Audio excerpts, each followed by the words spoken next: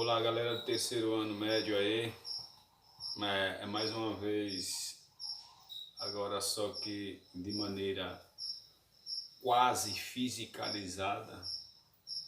Isto porque na primeira aula que nós tivemos na semana passada, eu postei o link de um vídeo aí relacionado à Revolução Industrial. E pedi para que vocês elaborassem um texto traçando um paralelo sobre o documentário e o nascimento do modelo capitalista de sua forma industrial. É claro que quando eu proponho essa atividade, eu proponho com um intuito: que vocês compreendam que o processo de revolução industrial é extremamente incisivo. E quando eu me refiro a incisivo, eu estou me referindo que ele é nucleico para que se possa nascer o segundo modelo de capitalismo. Porque nas aulas anteriores, ainda de maneira física, que nós tivemos antes desse problemazinho que o mundo vive, eu vou aqui falarzinho porque nós iremos superar. Nós falamos sobre o capitalismo mercantilista, que também pode ser conhecido como capitalismo comercial, e falamos sobre as características dele. E dentre as características do capitalismo mercantilista está medidas protecionistas, metalismo, monopólio estatal. E quando eu falo monopólio estatal, eu estou falando interferência do governo nas relações comerciais. E não era bem isso que a burguesia queria. Embora em um primeiro momento isso tinha atingido de maneira positiva os negócios da burguesia, em um determinado momento, eu falo como referência a partir do alargamento das relações comerciais entre as diversas partes do globo terrestre e a partir do acúmulo de capitais. E quando eu falo acúmulo de capitais, eu não estou me referindo a dinheiro especificamente, eu estou me referindo ao dinheiro investido. Você deve lembrar bem que nós tratamos em sala de aula a diferença de dinheiro e capital. Eu disse que dinheiro é a cédula, é a moeda, e o capital é essa moeda, é essa cédula investida. E nós dialogamos um pouco sobre essa questão dessa diferença entre capital e dinheiro.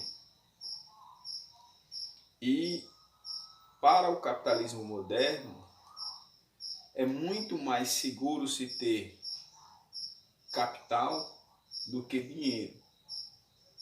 Eu dei até um exemplo: se você colocar R$1.000 debaixo do colchão, daqui um ano, e não mexer nele, dentro de um ano, vai estar os mesmos R$1.000 lá, debaixo do seu colchão. Se você transforma esse dinheiro em capital, fatalmente você não terá esse dinheiro rendido de alguma forma.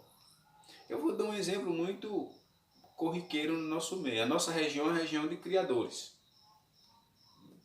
E supondo que você pegue esses R$1.000 e resolva transformar em capital, compre algumas marrãs de ovelha.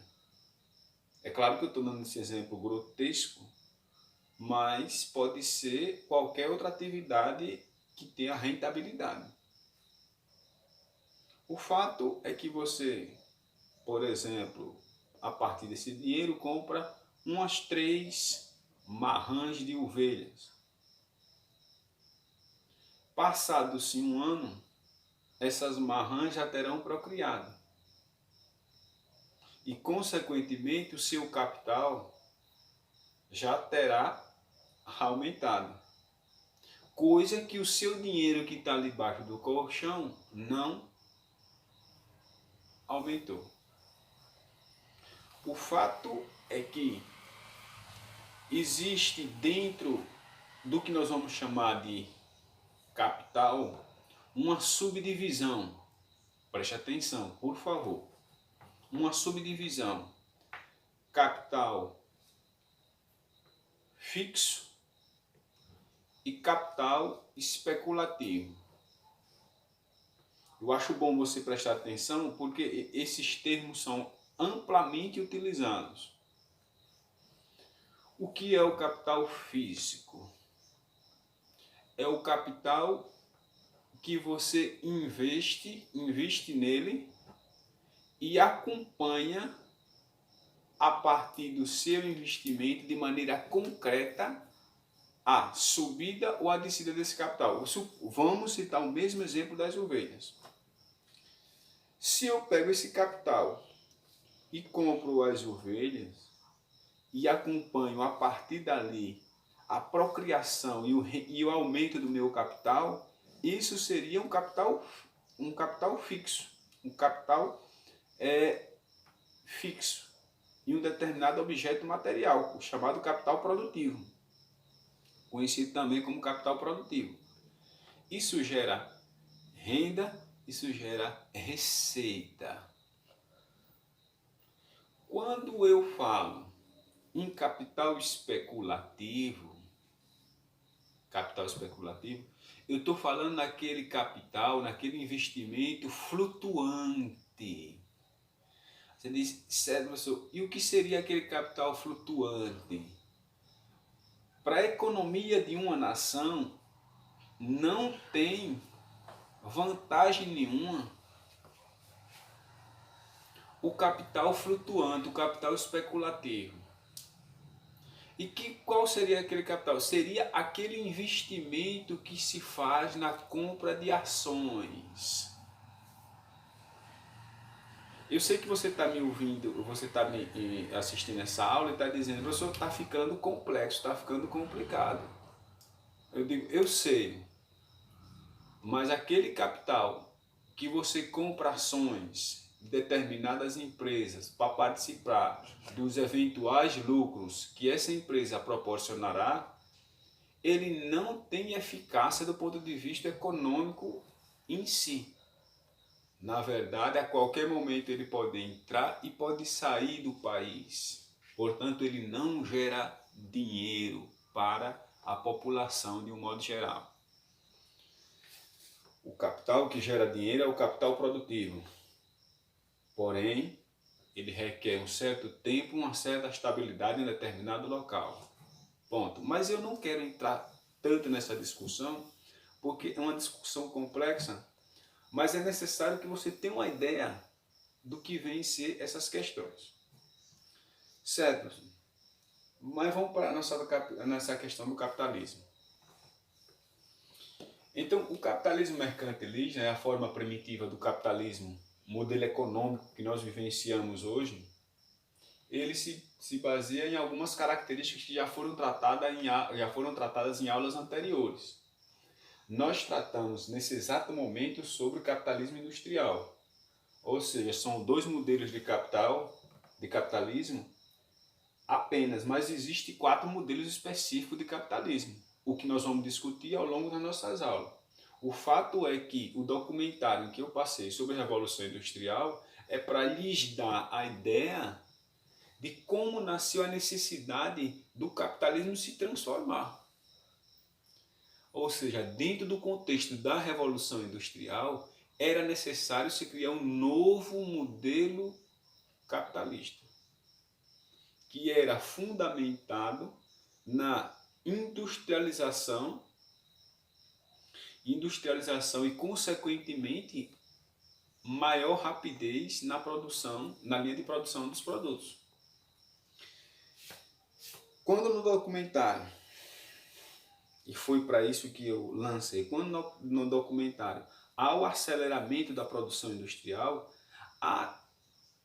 esse aceleramento ele propõe um alargamento da produção industrial. Consequentemente, há necessidade de se buscar mercado. Porque a Europa não seria suficiente para absorver toda a produção industrial. Era necessário se criar novos mercados em novos territórios extra-europeus. E a América, a África e a Ásia, a Oceania, que são dentro do marco divisório global, os novos, e no caso da África, o velho continente, mas porém impossibilitado de se autoindustrializar, vão ser os alvos para consumo dessa nova produção industrial. Certo, professor? O que determina especificamente o capitalismo industrial? A busca por mercado para consumo do alargamento produtivo da nascente indústria. O documentário fala especificamente sobre a Inglaterra. Por que sobre a Inglaterra? Porque é na Inglaterra que vem nascer essa revolução que irá revolucionar o mundo. E é a partir dessa revolução industrial, fundada em preceitos liberalista, em que se dá o início da expansão industrial. Professor, então quem é que manda no capitalismo industrial? A industrialização, a indústria em si. Ou seja, quem tinha indústria, as nações que tinham tecnologia para alargamento da produção, era quem governava o mundo. E a partir disto, devido ao pioneirismo inglês, a Inglaterra passa, de certa forma, a monopolizar os mercados de todo o mundo, implementando o que nós vamos chamar de políticas imperialistas. Professor, o que seriam essas políticas imperialistas? Seria mais ou menos o que nós vivenciamos hoje. Ou seja, é de certa forma imposição de consumo sob todos os aspectos. Inglaterra como a indústria do mundo, através de boicotes, através de técnicas lícitas e ilícitas, força o mundo a se curvar aos seus anseios. Portanto, esse modelo de política imperialista faz com que a Inglaterra domine vastos territórios coloniais, tanto nas Américas, quanto na África, quanto na Ásia, quanto na Oceania. Ou seja, o mundo, o novo mundo, o velho mundo que é a África, a Ásia e o novíssimo mundo, de certa forma, vão se acocorar para a Inglaterra. E eu dou um exemplo muito simples com relação à nossa realidade, que foi a questão da Guerra do Paraguai. A Inglaterra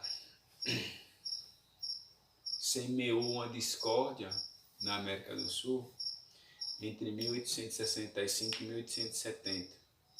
Joga o Brasil, a Argentina e o Uruguai contra o Paraguai. Aí você diz, por quê? o Paraguai estava progredindo muito bem sem a Inglaterra. Todas as nações sul-americanas deviam dinheiro para a Inglaterra, só não o Paraguai. Então a Inglaterra se incomodou com isso, porque queria todos aos seus pés. É claro que eu estou descrevendo de modo genérico. Nas aulas de história nós podemos debater mais com precisão essa questão. O fato era que o Paraguai, na visão da Inglaterra, era um mau exemplo para a América do Sul. Por quê? Porque mostrava para os outros sul-americanos, as outras nações sul-americanas, que podia viver sem ser escrava da Inglaterra. Não devia para a Inglaterra. Então a Inglaterra vai e diz, olha, o Paraguai está explorando suas terras aí, no escondido aí, está nas escondidas aí explorando vocês, está enriquecendo. E isso foi alimentando, claro, nós discutiremos com mais ênfase nas aulas de história. Foi alimentando esse mal-estar a ponto de o Brasil, a Argentina declarar guerra contra o Paraguai. A Inglaterra diz, eu ajudo vocês, eu presto dinheiro em vocês. E eles todos, com o perdão da palavra, ferrados, se submetem a pegar dinheiro a juros altíssimos na Inglaterra. Mas a Inglaterra ainda impôs uma condição, vocês pegam dinheiro comigo e só pode comprar arma a mim. Vejam só o que é a furada, né? A guerra do Paraguai só foi boa para uma nação, a Inglaterra. Tirou o Paraguai de linha, deixou os outros países envolvidos no conflito mais decadente e saiu como a toda vitoriosa. Estou falando de uma prática imperialista aqui na América do Sul, mas que se teve na África, se teve na China. Vocês devem lembrar que Hong Kong ainda hoje, na teoria, deixa de ser área de influência da Inglaterra, mas passou longos tempos sobre a área de influência britânica, e assim sucessivamente. Pois bem, o fato é que as nações europeias copiaram o modelo de industrialização da Inglaterra e proporcionaram o alargamento da Revolução Industrial. Só que a Inglaterra já estava há muito tempo na frente deles. Mas eles eram concorrentes da Inglaterra. Portanto, dentro dessa perspectiva, para que nós não possamos aglomerar muito conteúdo, muita informação, eu encerro a aula de hoje e espero que nossa aula tenha sido proveitosa. Qualquer dúvida, eu estou aí.